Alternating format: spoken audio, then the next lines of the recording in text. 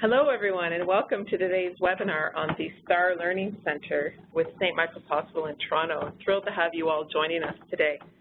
I am Catherine Vandelin. I'm a program manager with the Prevention and Promotion team here at the Mental Health Commission of Canada, and I'm here with my colleagues Alison Ayub, Laura Mullally, and Keely Brock, who are providing support for today's webinar. So just before we get started, I just want to review a few housekeeping items.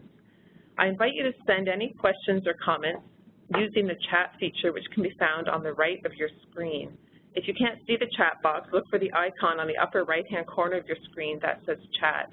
It looks like a little bubble, so click on it, excuse me, and then a chat window should appear for you, excuse me, on the right-hand side of the PowerPoint slides.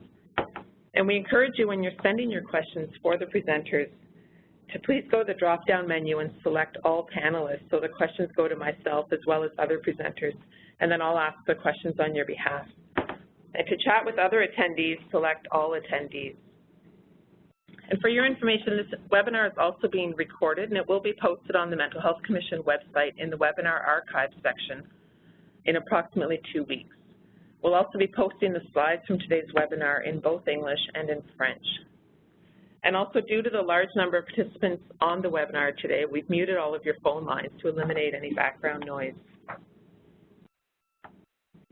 So our webinar series is meant to be an introduction and also to support implementation of the guidelines for recovery-oriented practice, which were released by the Mental Health Commission of Canada in June of 2015. And the guidelines were developed through extensive consultation, and they attempt to take the concept of recovery and provide a comprehensive review of what it means to apply a recovery orientation in practice or by an organization. The guidelines look at 6 important overarching themes, and the first 7 webinars in this series looked at each of the chapters and did a detailed introduction to the guidelines.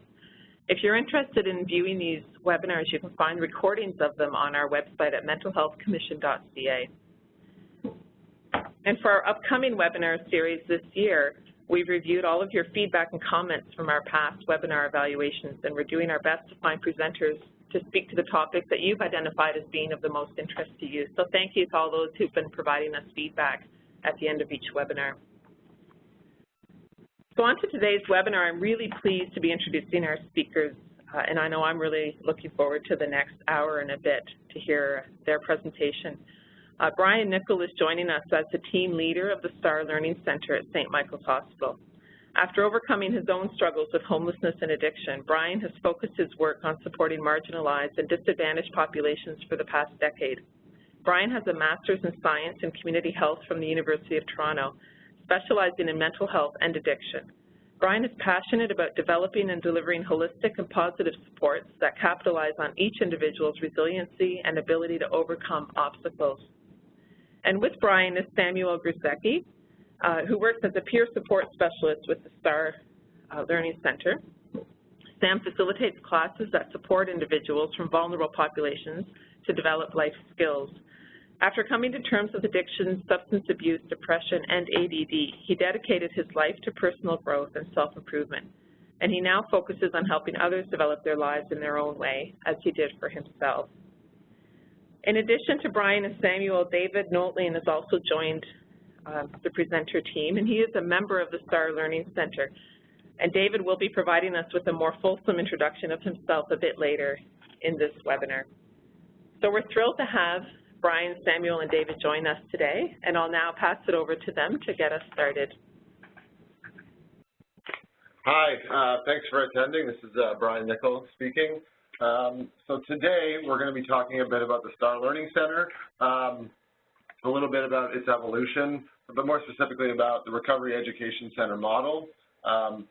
We'll be discussing co-production and discuss how the content at the STAR Learning Center is developed and disseminated using this model.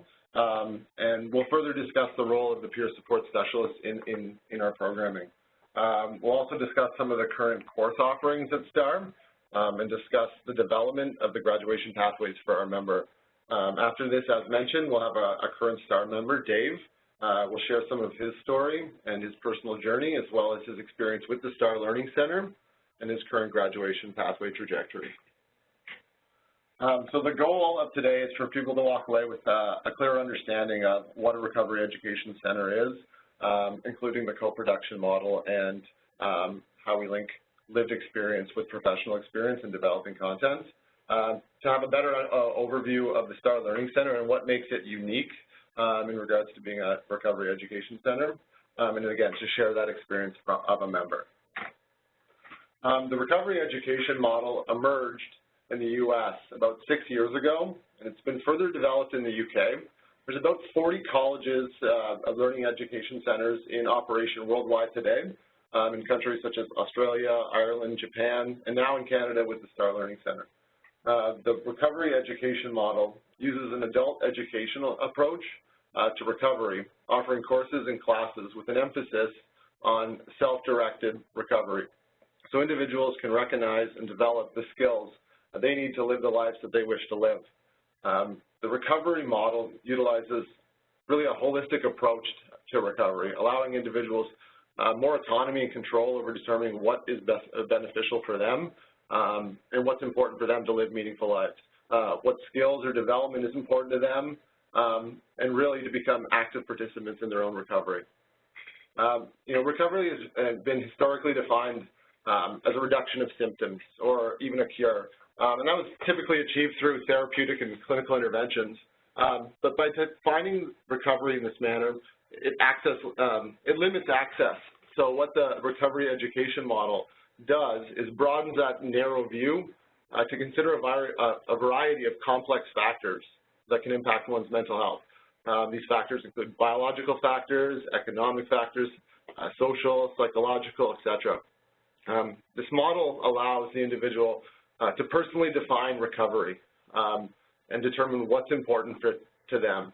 So using this holistic approach, recovery doesn't only need to mean a reduction in symptoms or a cure, but recovery could mean learning to cope and manage and live with one's symptoms.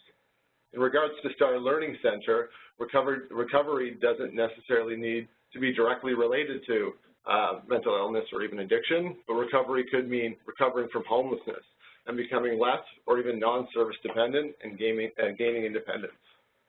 It's important to mention that the recovery education model is not designed to replace clinical health care and case management supports, but is meant as a complement to these things.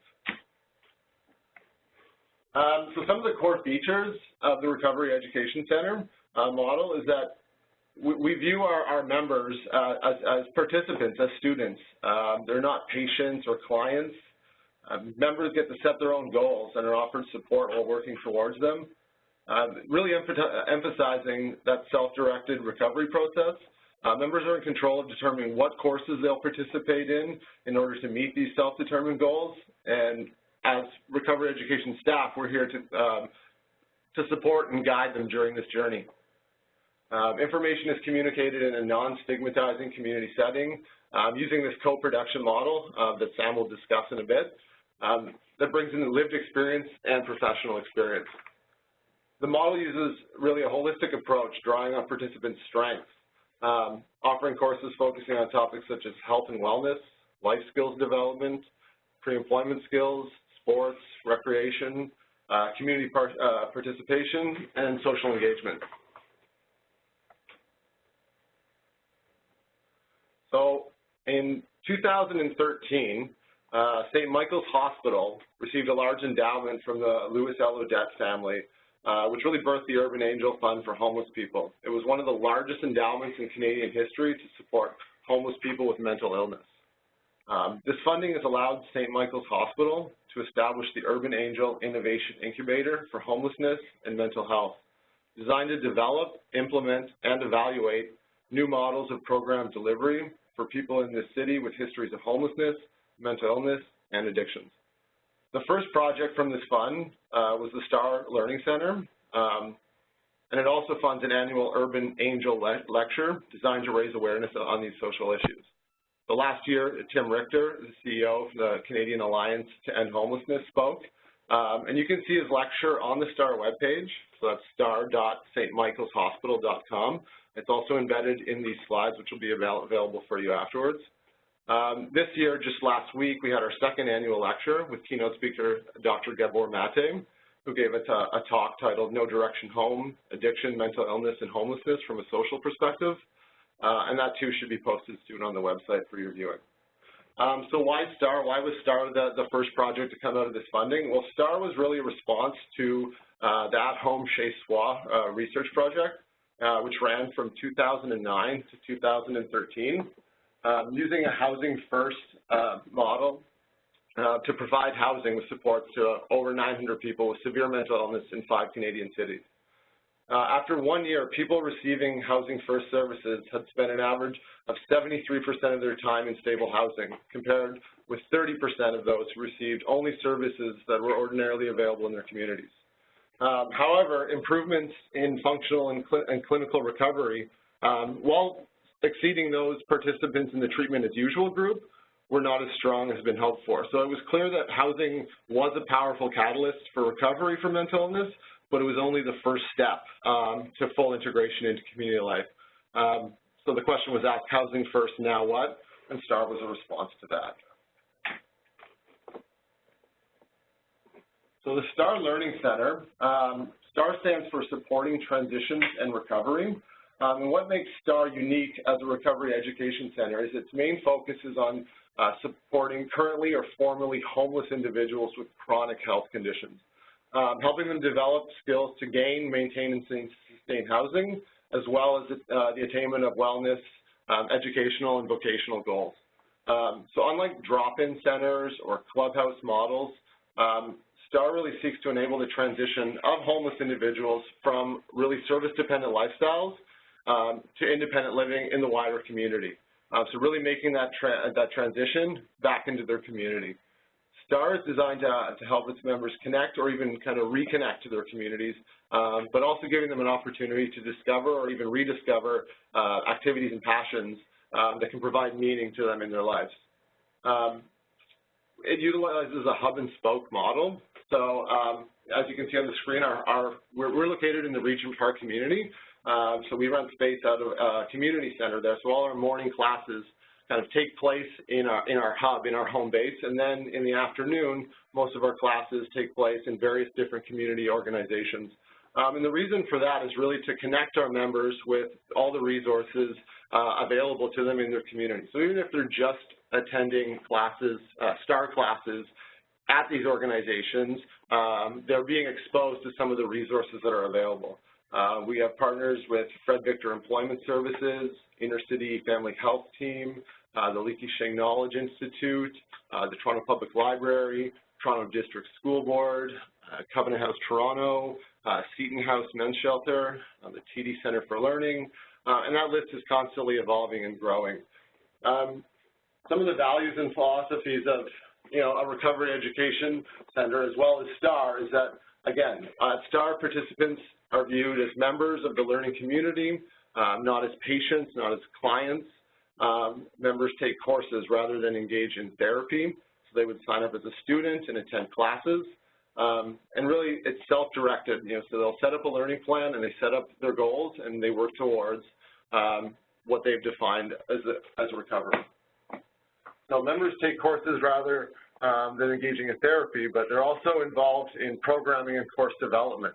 So there's a big emphasis on making sure that we're meeting the needs of our members. Feedback is welcome and utilized at the end of each course. And then that feedback is then brought forward and developed next time we run out these courses. Courses offer support to people in areas of recovery, from understanding illness to developing life skills, vocational skills. It could be personal interest, and even just community reintegration. An evaluation of the STAR program is currently underway, and that information on the benefits should be available soon. So STAR has evolved a lot. So STAR first offered a class back in April 2014. At that point, it was on a very month-to-month basis. We were issuing a calendar of events. There was 5 classes that first month, and I think there was 20 registered participants. At that point, there was 3 staff, and of that staff, we had 1 peer support specialist to facilitate classes. We have a community advisory and steering committee, which has since grown, and we only operated out of 3 sites. fast forward 2 years, and now STAR has evolved into a tri-semester model. So really taking on that school, that education center model. So we're currently in our fall semester. We do loads of community outreach and info sessions at local shelters, drop-ins with various service agencies, constantly doing collaborations with community agencies. When we updated these slides, it said we have 391 registered participants. Since updating that, since sending these slides in, we've exceeded the 400 mark for participants at this point. We went from 5 classes a month to now running an average of 20 courses per month. We have participant-facilitated classes and opportunities for members to gain the skills in order to develop classes and to not only gain the skills to facilitate the groups here, but in other community settings. Our advisory committee now has a current STAR member and a graduate of the program on the committee. The hub and spoke model has really been, realized since day one with 10+ agencies that we're working with. We've also since then secured LIN funding as of January 2015, and that mainly supports the peer roles and as well gives us an opportunity to provide an honoraria for our members in regards to coming out and doing community outreach, doing information sessions, really involving our members in the process. So who can attend STAR? So to meet the eligibility criteria, you have to be currently homeless or have been homeless within the last two years and have transitioned into housing. You do not need to be a client of the hospital. There is a self-referral process, so the members can walk in. The registration process is very simple and low barrier. There's no identification required for people to come in and register. The turnover is very quickly. Members can sometimes even come in the day of and take classes, get registered and take classes that day. In regards to register, there is a registration process, and then once they're set up as a member, they would be required to do an individualized learning plan.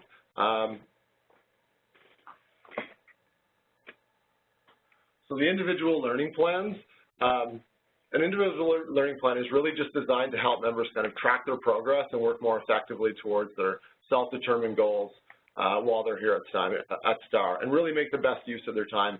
The ILP also allows STAR staff an opportunity to kind of understand where our members are coming from, what kind of supports and suggestions based on their current circumstances, what courses may be relevant to these members.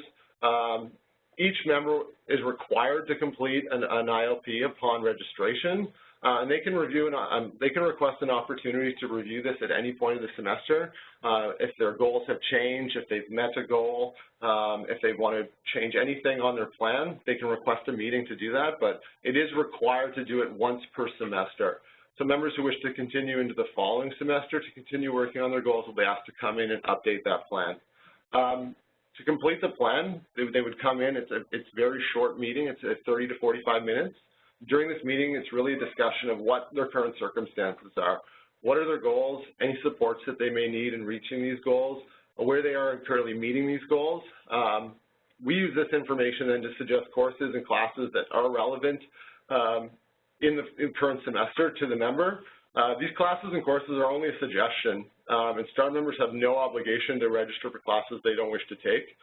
We may point out several classes that may help them, for example, if they have a goal to return to the workforce, classes that may be useful in regards to pre-employment. They can still decide that they would rather take arts-based programming. The process is simply designed to make sure members are aware of the classes that are relevant so that they're aware that when they do come around, what's available to them. As always, members are always in charge and they're managing their own goals. This is also used to drive future content development as these plans are reviewed by our team. And if any themes are emerging and, members are all requesting the same kind of content, personal skill development or training that we don't offer, it gives us an opportunity to develop and make sure we're meeting the needs of our population. So our team consists of 4 peer support specialists. So these are staff hired based on their lived experience of either mental health, homelessness, and or addictions. We have myself, the team leader, who oversees this team and some of the day-to-day doing the learning plans with members. We also have the chief of psychiatry at St. Michael's Hospital and a community team psychiatrist that helps guide policies and procedures for the programming, as well as a clinical lead manager. And as well, I mentioned we have an evaluation of the program, so we have a research coordinator involved with that. And as well, we have our community advisory committee, our steering committee, which does include 1 current and 1 alumni of the STAR program.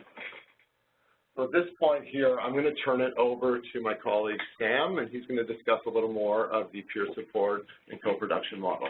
Thanks, Brian.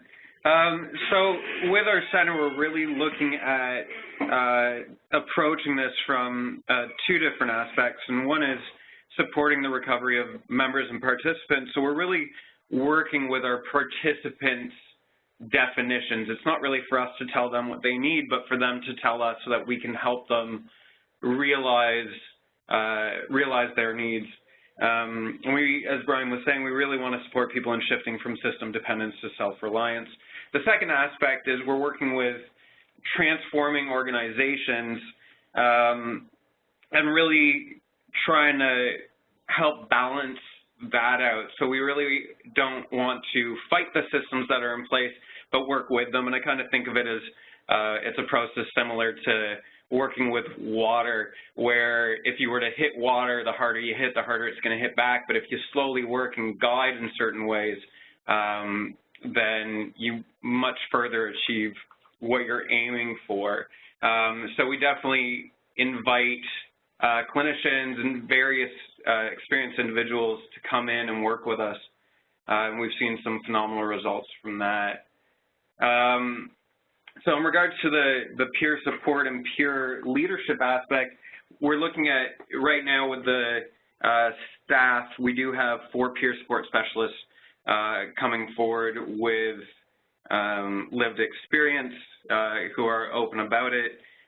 But we also have our participants who are deeply involved in programming and planning. So it's not just the 4 peer support specialists are, I guess you could say, on the payroll, and then it's equal involvement from the individuals who are coming into the programming and planning to make sure that we're providing everything that's needed and trying to increase paid opportunities for the participants that are coming in as well. And so we really look at bringing up these self-regulated groups and bringing in a sense of empowerment for our participants to be able to take the lead in voicing themselves and cater this program. And we really try to use this to develop an environment that embodies safety and respect for everyone that's involved with it. So one of the things that we've noticed as we go across is that the members are stepping up. And it's not just the staff, the paid staff, that are doing these roles, but we're actually seeing the participants support each other and help guide each other and really direct one another with their needs. So this collaboration piece and the co-production piece, we've seen a lot of different styles with co-production and what it provides.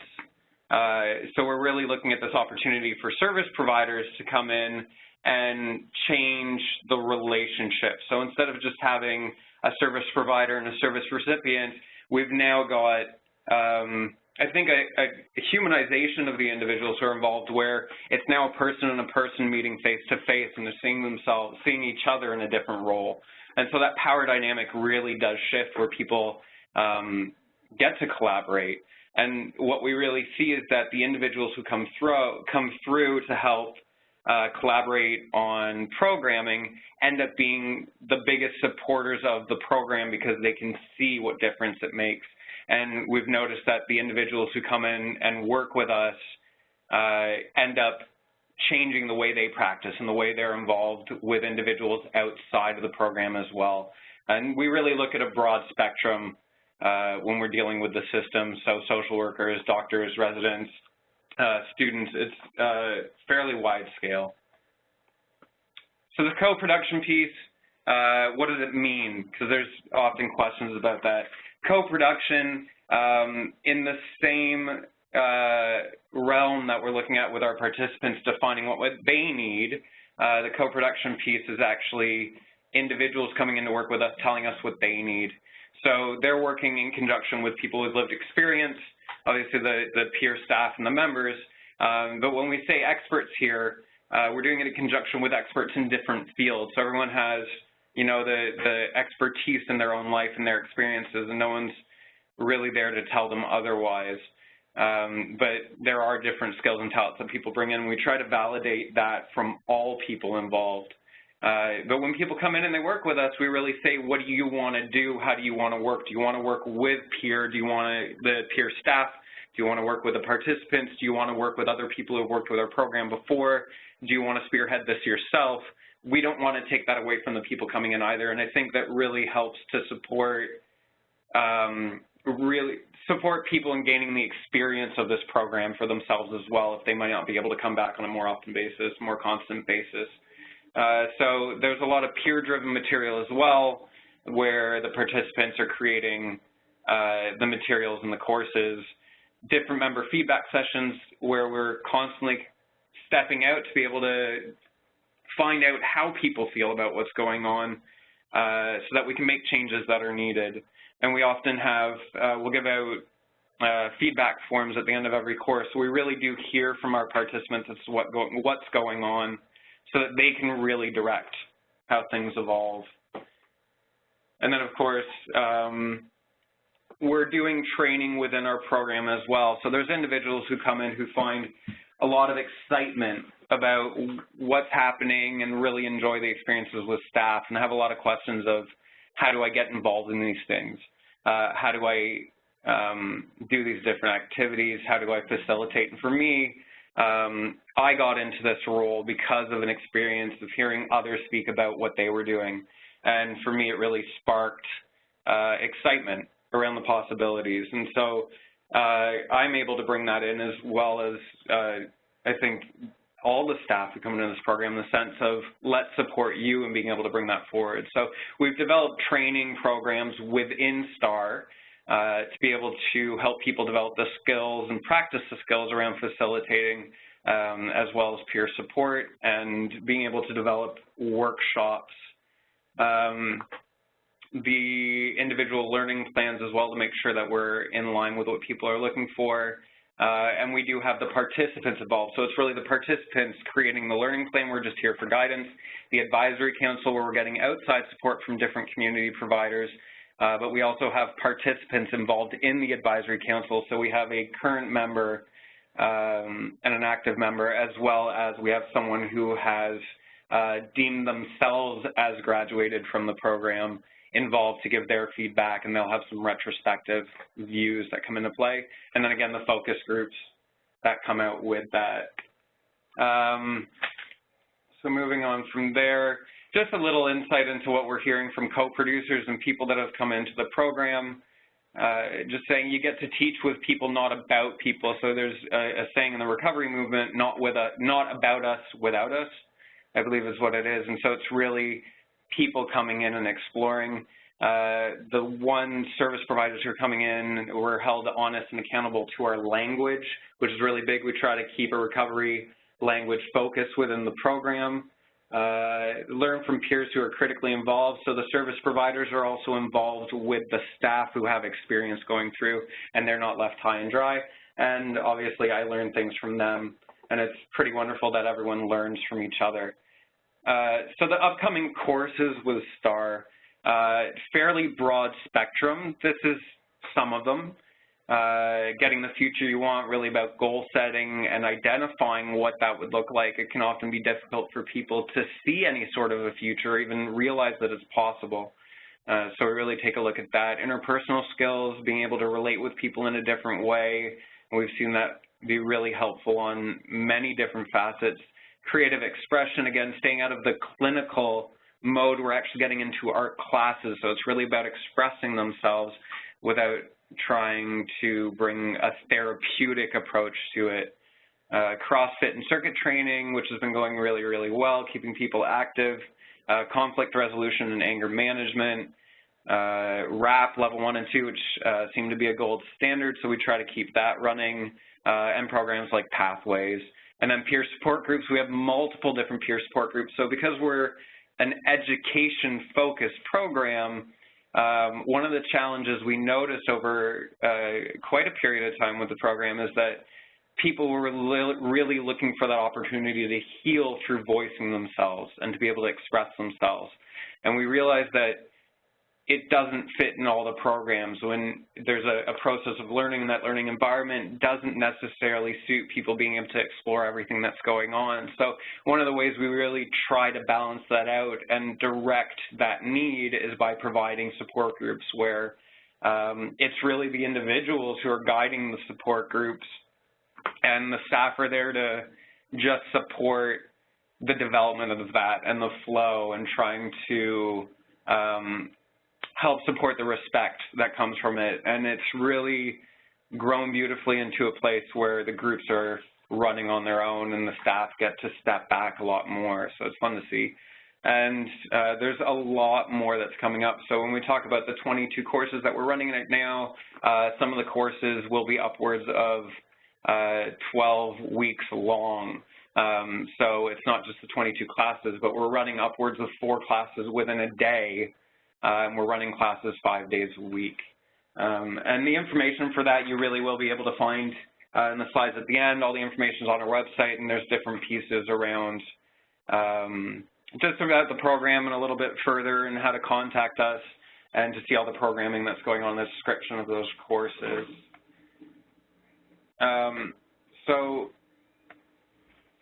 Just some of the members who were talking about co-production, what we've heard from our participants.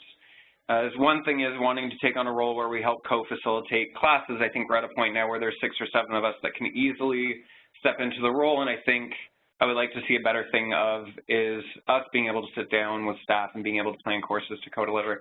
So that came earlier on, and that really helped direct the programs that we did, and that kind of brought into place the facilitation skills program, where we were able to provide them what they needed, and really brought that forward. And it's been one of the more popular programs, and the demand has been extremely high. Following that, I'd really like to be a part of that advisory committee. I think a lot of us really would really love to help design. I think that's the key word, design what the program can be. And so we thought we had people unbelievably involved in everything that was going on, and that individuals were guiding what was happening, but we still received this feedback. So we went to our advisory committee and worked with a few different people to figure out what's the best way. We also worked with the participants. What's the best way to roll this out? What's the best way to get participants in a place where they can give that feedback and also have the experience on being on a committee where it may not have been possible before? And so we figured out some really interesting ways to get people involved, and the different focus groups that went on as another resource. And if you're ever interested about that, again, you're welcome to get in contact with us, as well with any other thing that's come up, with any questions that you have. And so with that said, I'd like to turn it over to Dave to speak a little bit about his experience leading up till now and experiences within the STAR program. Hello, everyone.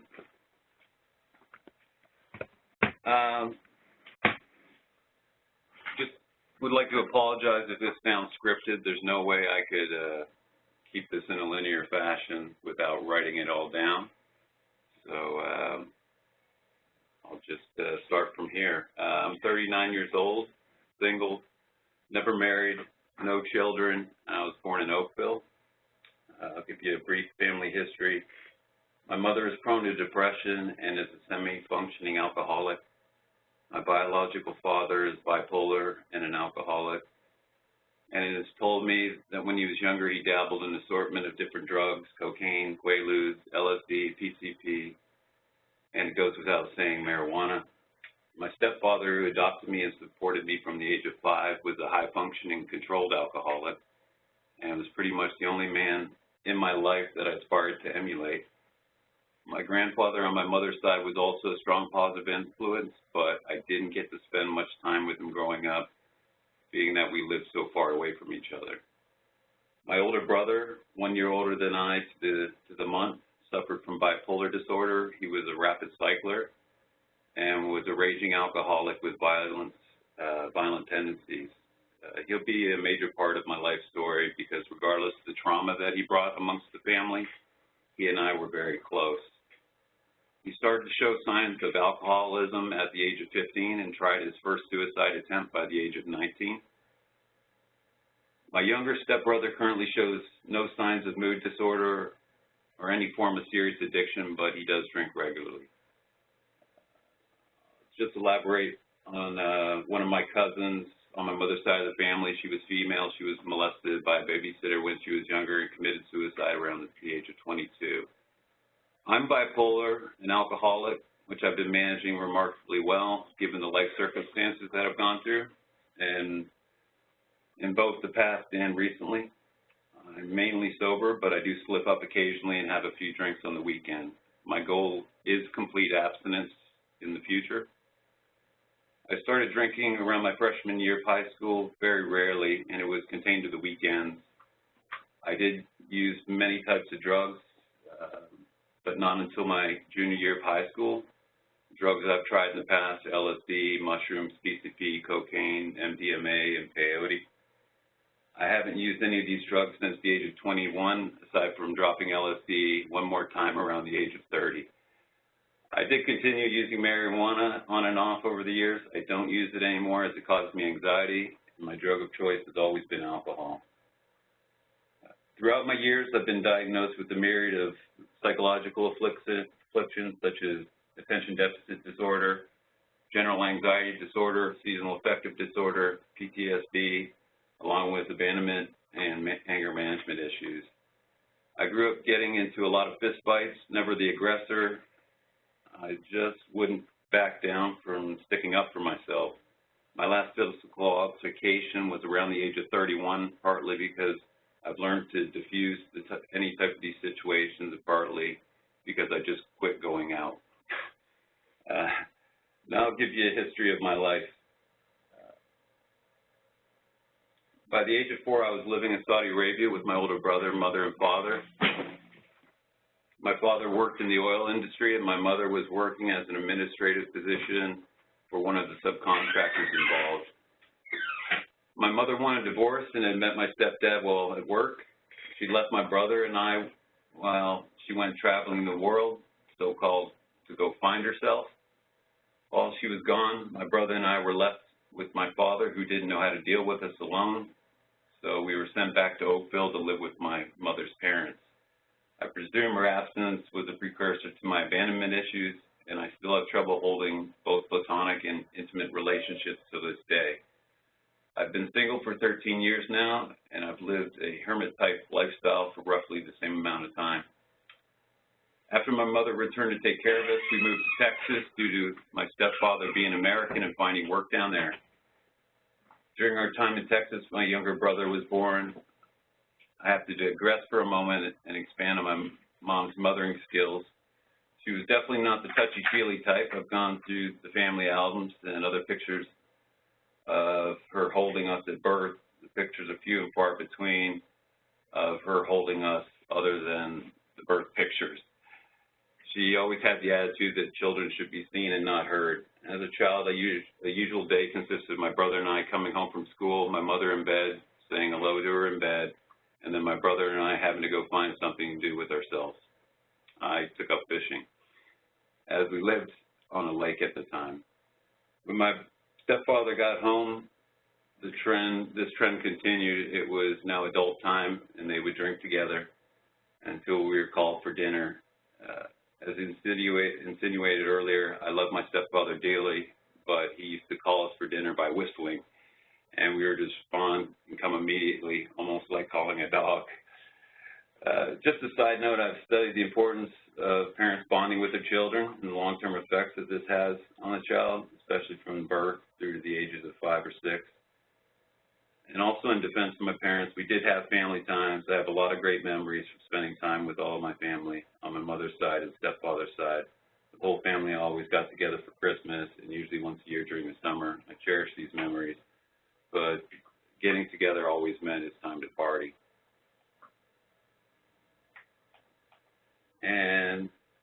went to my father alone. He coached my little league team, played catch with us, helped us with homework, went swimming with us, cooked a lot of the time. For the most part, took over both fatherly and motherly duties, even coming to be a troop leader when my older brother and I were in the Boy Scouts. I'm just trying to paint the whole picture here. He was a great stepfather. He treated us like his own. Okay, moving forward now. From Texas, we moved about every 5 years. From Texas to North Carolina, from North Carolina to Maryland. While living in Maryland, my older brother tried his first suicide attempt. I was the first one to find him, passed out with both his wrists cut. Then he tried to asphyxiate himself by running a hose from his muffler into the interior of his car. Another time he crashed his car at full speed into a highway barrier without a seatbelt. Over these years, he moved back and forth between my mother and stepfather's place in Maryland and my biological father's place in Scarborough. His attempts continued for many years, mostly trying to use a combination of drugs and alcohol. Like my brother, I continued to move quite a bit over the years, always searching for some place to make me happy. And I now understand that only comes from within. At the age of 21, I'd been in college for 2 years studying engineer and information technology. During the end of my second year, I was dealing with severe depression and a slight drinking problem, which coincided with another one of my brother's suicide attempts. Please note, I don't blame my brother or the rest of my family for all my problems. I know that they all did and or do the best that they can or possibly could. I finished out the year of college and then moved back to BC, where my uncle, my mother's brother, had found me a position at a small internet service provider. By the end of my employment, due to the owner dissolving the company, I was managing the entire company. I was a system administrator, tech support, sales, accounting, you name it. Through my employment at this company, I met the love of my life. I continued advancing in my career, moved to a larger company, but my drinking problem was advancing at the same time. By the age of 24, I had developed a serious dependency on alcohol, along with use of marijuana on a regular basis. The marijuana came easy as I worked at a grow operation part-time. At the age of 26, and after another suicide attempt by my brother, my life was falling apart, and so was my relationship with my girlfriend. She gave me some more time to get my life together. The suicide attempt was extremely serious. He was in a coma for a few days, on life support, a respirator, and dialysis. Looking back on it now, I recognize that during these times, I was having slight cycles of mania and depression. I moved back to Maryland to live with my mother and father after my girlfriend had left me for good. I was 28 at the time. I haven't been in another long-term intimate relationship since. I was devastated at the loss of my relationship with my girlfriend, and I went into a depression and continued to use alcohol on a daily basis. I'd stopped using marijuana due to the severe legal issues that could arise from being caught with a substance in the U.S. I know now I was self-medicating through the use of alcohol. I changed my field of work and went back into construction, as this was the industry that I grew up in. My father was an engineer. My stepfather was an engineer and a construction project manager. So from a young age, I'd grown up working every summer, learning the fundamentals of each trade, working my way up the ladder. Eventually, I made my way from the field to working within the office site management team. My older brother was still alive at this time, trying to stay sober. He had previously attended York University, but had dropped out due to high alcohol consumption, manias, and depressions. He moved in with my biological father in Scarborough, but things didn't get any better. I know now that my father, even though he was trying to be helpful to my brother, was not a positive influence to be around due to his drinking and overall negative energy in the household. He and his common-law wife argued competitively. Eventually, my brother landed up on the street and was then invited back to Maryland to live with my parents. Once again, not the best situation, since my mother and stepfather were daily drinkers. For a while, my brother and I were both living in Maryland. I gained our independence, and my brother was doing a great job of staying sober and moving forward in life. Unfortunately, the company I was working for eventually began to downsize, and I was one of the unlucky ones to be let go. Without any true preparation, I packed up and moved to Los Angeles, California. Made a valid attempt to find work at first, but eventually lost confidence. At the time, California's economy made landing a job virtually impossible. Without the right connections,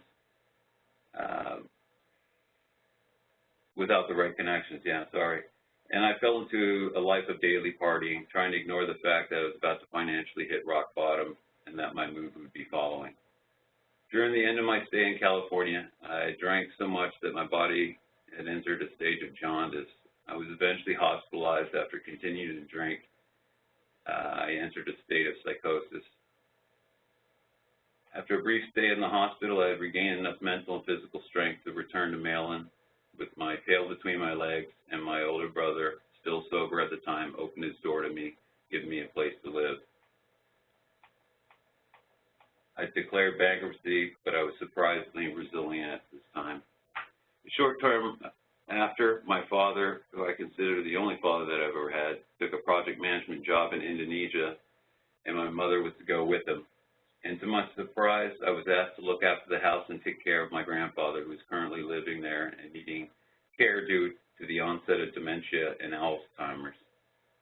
During the same time period, my brother had fallen off the wagon after a relationship that he was in had ended badly. A few days before my parents were to leave Indonesia, my brother showed up to the house drunk. He was falling apart and needed a place to stay. My parents had had enough and told him that he couldn't stay at the house. He moved back into my biological father's in Scarborough. They became hostile towards each other, and my brother was once again homeless. He admitted himself into CAMH due to being homeless and having suicidal thoughts. After a brief stay, he told the doctors that he felt much better and that he'd like to be discharged. He was released, and he committed suicide the very next day. He drank a bottle of vodka, drove to the highest bridge spanning the Don Valley Parkway, pulled over, and immediately jumped. It was witnessed by a bus driver that had pulled in behind him. He jumped with a statue of Buddha in his hands. I'd like you to know that one of the resident doctors disagreed with the decision to discharge my brother. I'll never know if that would have made a difference, but I can say with my brother's history of suicide attempts, they shouldn't have let him out.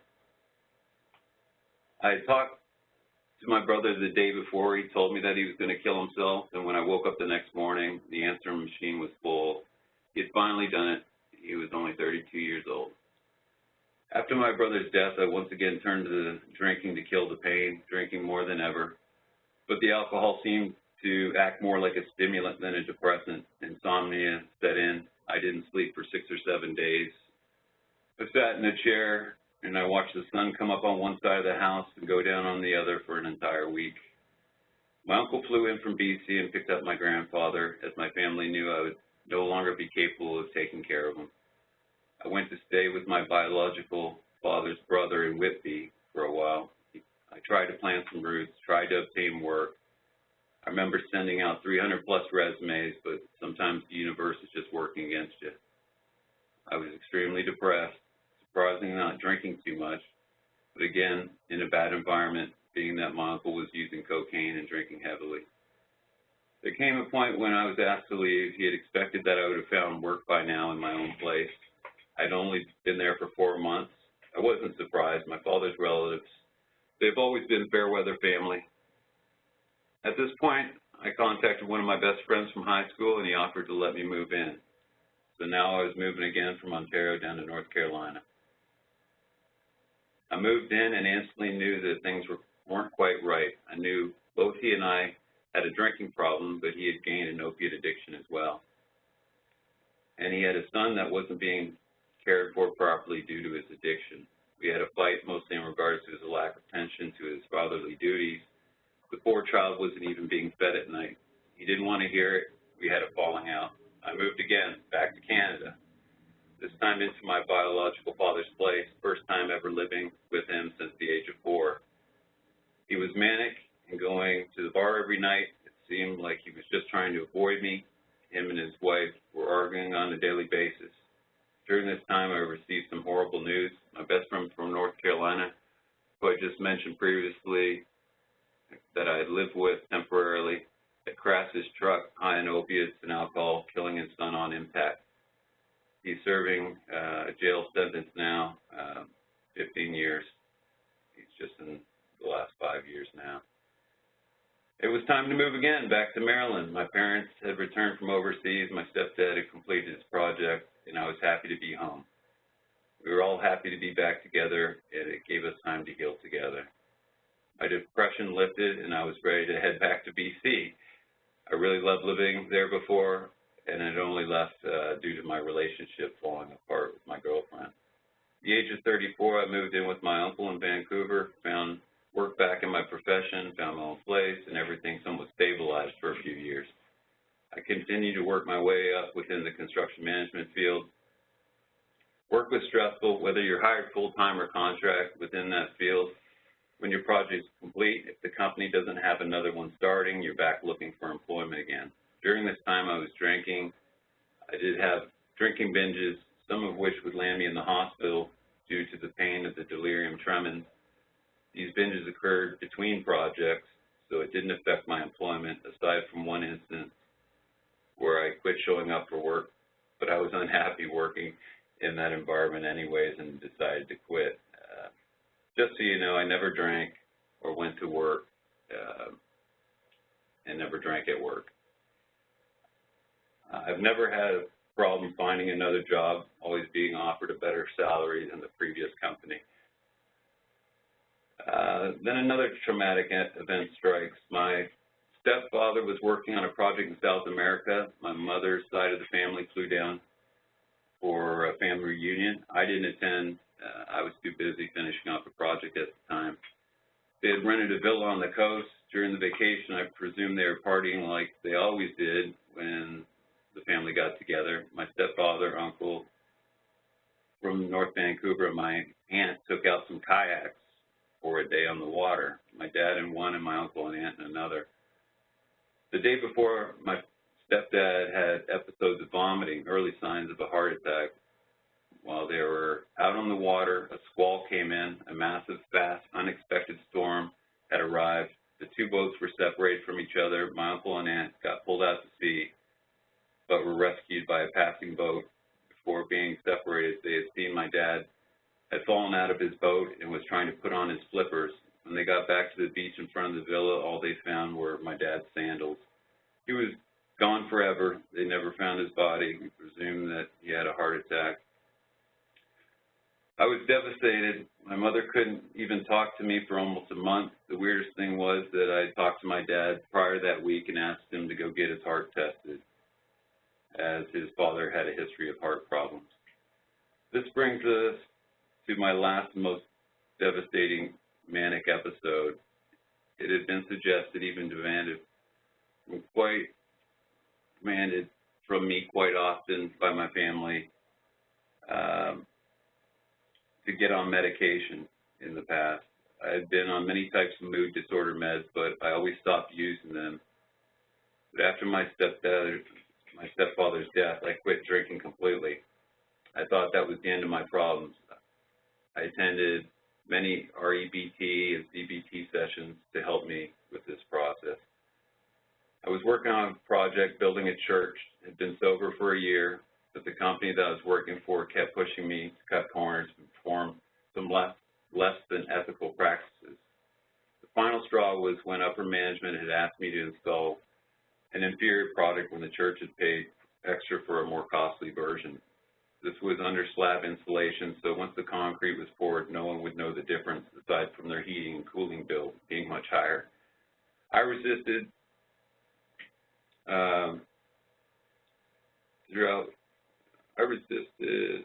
excuse me for a second, I lost track here. I resisted. Basically, I resisted, and then they put their crosshairs on me and were slowly pushing me out. I never dealt with the abuse of authority. Employers that are condescending, belittling, or demeaning. This has always been a factor in my sporadic work history. Well, to make a long story short, I quit. After this, a mania went into full swing, regardless of the fact that I was sober. I didn't feel like looking for work right away. Had nothing but time on my hands, started touring around the internet and delved into the subject of conspiracy theories. Well, this just amplified my mania, but still to this day, I'll have to say there's a lot of truth to some of them. I put looking for work on permanent hold, kept studying the assortment of conspiracies, my mania still rising, ignoring the fact that a second financial collapse was just around the corner. I guess that my subconscious started to register that things were about to fall apart and that I would need some support. My uncle in North Vancouver offered to let me to move in with him, but for some reason I contacted my biological father and asked if I could move in with him and his wife, as they had a basement apartment which my older brother used to live in. In my altered state of mind, I thought this was the perfect time to get to know my real father, even though he'd barely been a part of my life, never paid child support, and always been uncomfortable being around. Manic episodes will make you think that no matter what you do, everything's going to be all right. While making my way here to live with my father in Scarborough, I lost everything that I owned.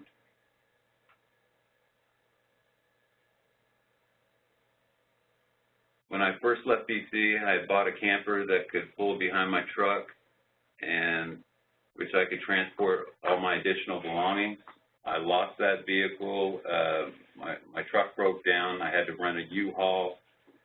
At the border, I was stopped in the U-Haul, ran into some trouble in the border, had that truck confiscated. I basically made it to my father's with the backpack on my back.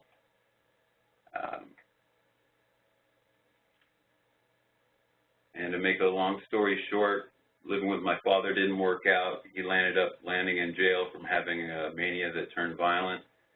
After he was gone, his wife basically kicked me out, and for the first time in my life, I was now homeless. I moved in with a lady that I met in CAMH, and she told me she wouldn't charge me anything until ODSP kicked in, but within the first month, she was charging me $400 for rent. This is where the STAR program came into my life and stopped me from completely losing my mind. Through the HOPE program, I was referred to a homeless and addiction caseworker at St. Michael's. I told her about my current living conditions and told her that I was going stir crazy. She helped place me with a physician that now prescribed me medications, and she told me that she had the perfect program for me and introduced me to the STAR program. Now, I'll tell you how the STAR program has changed my life. First and foremost, the STAR program has given me hope. It has helped me to break my routine of living a hermetic lifestyle. It's given me a reason to get up and get out and makes me feel that I'm a part of something good, beneficial, something that's going to help me move forward in life. The program has given me a safe place to go and to be around people with like minds, people who have gone through similar adversities as mine. The course has helped me to open up and meet friends that I can confide in. It's given me a sense of camaraderie that helps me feel that I'm not alone in my battle for stability. STAR has helped me to smile and laugh again. Being active with STAR has helped reduce my anxiety and the amount of medication that I use to combat anxiety.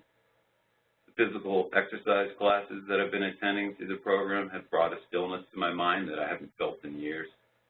The courses revolved around mindfulness, CBT, REBT, are giving me an assortment of tools to deal with my mood disorder and addiction. The creativity sessions have reintroduced me to my love of arts, which I find therapeutic. All of the facilitators at STAR are both passionate about what they do and compassionate towards the members of the program, which makes me feel comfortable being around everyone involved. The facilitators are approachable, fun to be around, treat me like an equal, not like a patient or a client. Through attending groups at the STAR program, I was introduced to a housing worker at the CRC and can happily say that I now have permanent housing in a safe environment. All in all, STAR is playing the most important role in my recovery. Thanks for listening to my story, and I appreciate the opportunity to present it to you. Thanks, Dave.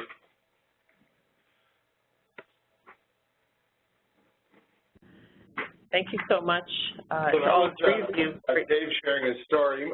So this is our contact information up right now. So if you have any questions or concerns, you can always reach out and contact this information through this contact information, as well as our website, where our calendar of events is posted to get an idea of what some of the content that is available in our fall semester right now. So now we'll turn it over to any questions. Before we go into questions, I just want to say a grand thank you to the three of you for your presentation and sharing your information with us. And I particularly want to acknowledge you, David, in being so generous with us today and sharing your story. I can certainly appreciate that. Doing that, particularly when you can't see your audience, must be quite something. So I really acknowledge and appreciate what you've given us today. Yeah. And to everyone attending, sorry, go ahead. No, I was just going to say, sorry that it was being read through like a book, but I just truly couldn't keep it all in order without typing it out like that. Yeah, no, and it certainly came through as very authentic, and really it meant something, so thank you. Thank you. So we'll now open it up to questions. If people have questions, feel free to submit them through the chat or the Q&A function. So we do have a few that have come up. The first one is around, I guess it's probably for you, Brian. You had originally mentioned an evaluation that you're either going through now or will be shortly. Mm-hmm. Can you speak to that at all, like sort of what it is that you're measuring? So the evaluation will focus on the outcomes and the benefit of this program to see if it's actually accomplishing what it's set out to do. So right now it's in the infancy of setting up that evaluation process, but it is in the near future that this will roll out. So I don't really have a lot of information on exactly how that evaluation, our research coordinator is taking the lead on that. But that information would be then, once it's collected and gone through, they'll disseminate that information in regards to the findings of the benefits of this recovery education center model. Okay, thank you. Another question just came through asking about when you had mentioned the program in 5 Canadian cities, asking if there's one in BC. Now, I believe that is referencing the At Home Chez Soi research project that you referred to. Yeah, in which case, yeah, Vancouver was one of the cities in that project. So yes, there was one in BC. It was in Vancouver. Run Through Rain City Housing was the team that supported that program. So another question that's come through is just wondering how it is that people, I guess people arrive at the recovery at STAR, and how you get them to participate in the programs and courses. So, I mean, it's really self-referral. So members have to want to be active in the recovery. In most cases, members aren't going to get anything out of it except for personal development. So they have to want to see a purpose for that. I mean, members, we're in a community-based setting, so we share space in a community center. So we have a lot of walk-ins, people coming in just to get information about the program, and they can register on the spot and do those learning plans. But really, I mean, some of the courses are certifications. Like we do offer courses like we've had WMIS, and we're doing ASSIST, applied suicide intervention training, and mental health first aid, and things that they would get a certification through. Potentially, as Sam had spoken to before, if a member is interested in becoming a peer support worker in the community and trying to get some of these facilitation skills, some of these certifications might be very useful for them. A lot of the times it's just really they're seeking knowledge and information. So members that come here are very active in participating because they've deemed it important as a part of their recovery.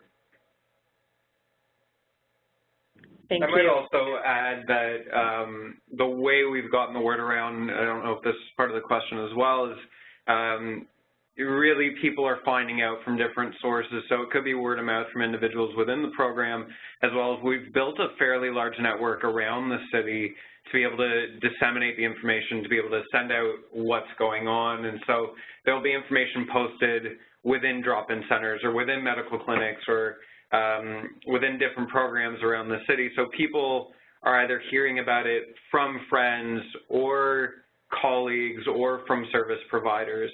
And once that comes forward, it'll either be that individual taking it upon themselves to step forward and come visit us, or it may be that sometimes people are getting a little bit of a push from their supporters just to be able to take a look. The biggest thing we're finding is that once people come through the door, they tend to be here for a while because of what they experience. And we do a lot of community outreach, like info sessions at local shelters and drop-ins to really just get the word out as well. Okay, and that's a great segue to the next question, which is wondering how long people generally stay in the program. And then sort of a part two to that is can you share some examples of where people have sort of moved on to after participating in the program? So it's really on a case-by-case individualized basis. Like we have members that will enroll and take one class, and then they might transition on to what, because they have these self-determined goals that vary. We have members that are here working on goals, and they've been here for the last year working on it in several semesters. It's really when the member has determined they've gained the skills that they need to transition to the next step, and whatever that next step is really determined by them. But our members are really defining their graduation, like when they're ready to move on. So there really isn't a timeline for people, for sure. And is there a certificate at the end of the program? So there's certificates provided for just about every course that people take, and at the end of that, we have an attendance policy in place where a person needs to attend around 75%. There's some slight variations depending on whether they're an outside organization running it, where someone would need to attend the whole thing. But in general, if they're attending a certain number of classes, they'll receive a certificate. And then also there's a graduation certificate. So once a person has determined that they've graduated from the program, there will be one for the STAR Learning Center as a whole. Okay, thanks. And then another question, just wondering about any specific eligibility criteria around treatment or condition whereby someone with lived experience would be eligible to participate in the program. As a member, the only eligibility criteria is, I mean, they don't have to have an identified mental health issue or an addiction issue. I mean, the eligibility criteria right now focuses around housing instabilities and financial instabilities. So they have identified whether being currently homeless or have transitioned recently into housing or feel that they're precariously housed or having financial instabilities due to being as the main source of income, potentially as social assistance or ODSP or something like this, they would then be eligible for the program. The mental health and addiction piece is definitely not something they need to identify with to be eligible. Okay, thank you.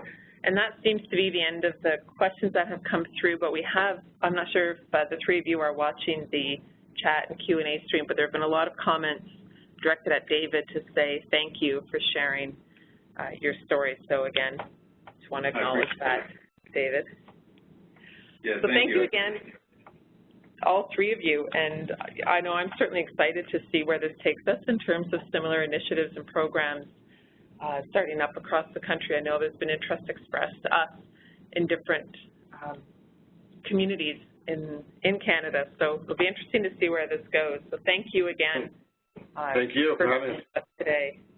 And if there are any more questions or concerns, they can definitely reach out with the contact information there, and we can answer any questions as they arise.